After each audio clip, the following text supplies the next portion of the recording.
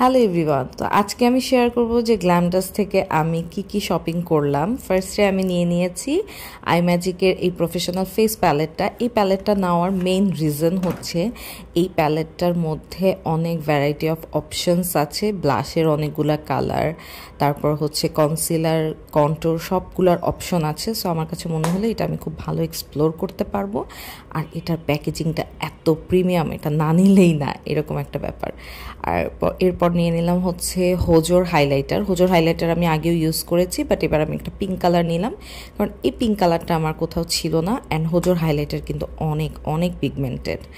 আর এভারলির একটা DV spray নিলাম, এটা আমি প্রথমবারের মতো ইউজ করব, আমি শেয়ার করব আমার এক্সপিরিয়েন্স।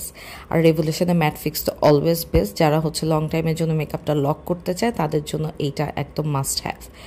আই ম্যাজিকের এই লং ওয়্যার ফাউন্ডেশনটা আমি প্রথমবারের মতো নিলাম, এটার কভারেজ খুবই ভালো, এটা রিভিউ খুব ভালো, বাট বাকিটা হচ্ছে আমি নিজে ইউজ করার পর অবশ্যই এটার একটা রিভিউ শেয়ার করবো অ্যান্ড মেকআপ লুক শেয়ার করব।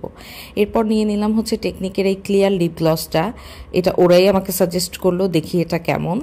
আর এই আই ম্যাজিকের কনসিলারটা রিভিউ এত ভালো ছিল, সবাই অনেক ভালো রিভিউ দিছে, এরপর আমি এটাও কিনে ফেলছি। তারপর হচ্ছে গ্ল্যামডাস্টের নিজস্ব ব্র্যান্ডের একটা আইল্যাশ গ্লু নিলাম, দেখি এটা হচ্ছে আমি প্রথমবারের মতো ইউজ করব।